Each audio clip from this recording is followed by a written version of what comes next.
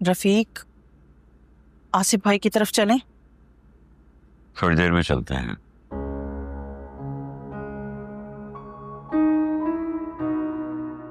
मैं जानता हूं भाईजान बहुत परेशान होंगे। इस वक्त उन्हें हम सब की बहुत जरूरत है। बिल्कुल ठीक कह रहे हैं आप। आपा के चले जाने से वो बिल्कुल टूट चुके हैं। आपने देखा नहीं था कैसे रो रो कर उन्होंने अपनी आंखें सुजाई हुई थी। ठीक कह रही हो तुम। आपा भाईजान की दोस्त भी थी और हम सफर भी,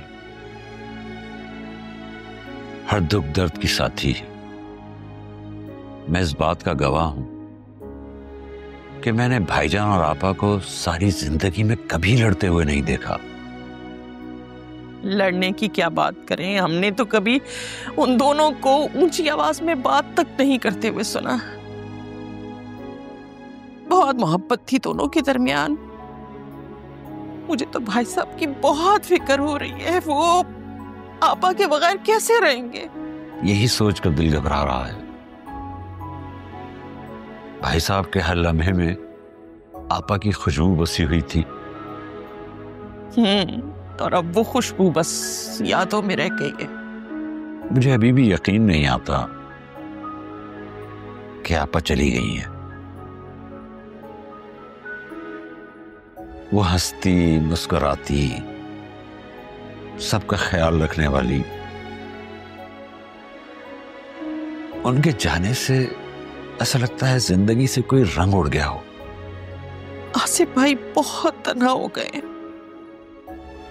अब हमें उनके साथ ज्यादा से ज्यादा वक्त गुजारना होगा, क्योंकि वो खुद तो अपना दुख कभी बयान नहीं करेंगे, लेकिन उनकी खामोशी सब कुछ बयान करती है।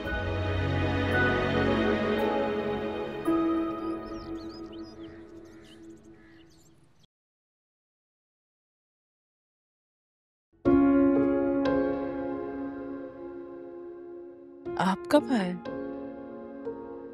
मुझे आए हुए आधा घंटा हो गया और आधे घंटे से मैं यहीं बैठा हूँ, तुम्हारे उठने का इंतजार कर रहा हूँ।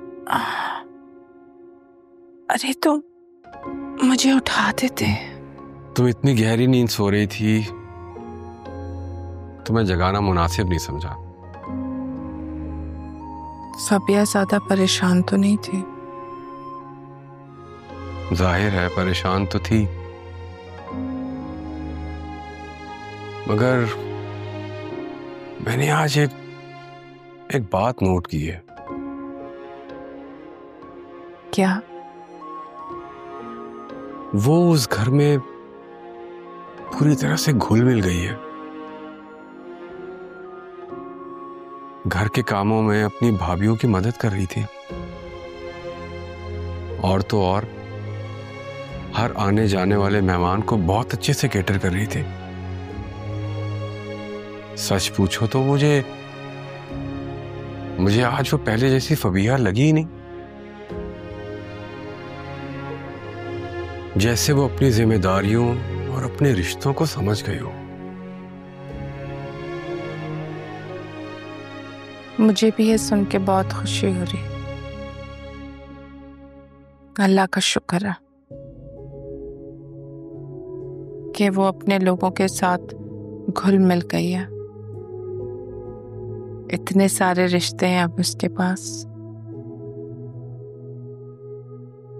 वरना मैं यही सोच सोच के परेशान होती थी कि मेरे बाद उसका क्या होगा। आप तो जानते हैं ना उसका मिजाज कितना मुश्किल है। उसका मिजाज अब पूरी तरह से बदल चुका है। हमारी बेटी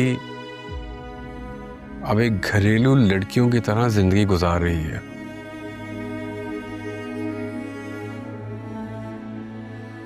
अल्लाह का शुक्र। अच्छा बताओ, खाओगे तुम? कुछ बनवाओ तुम्हारे लिए? हम मैं लेकर आता।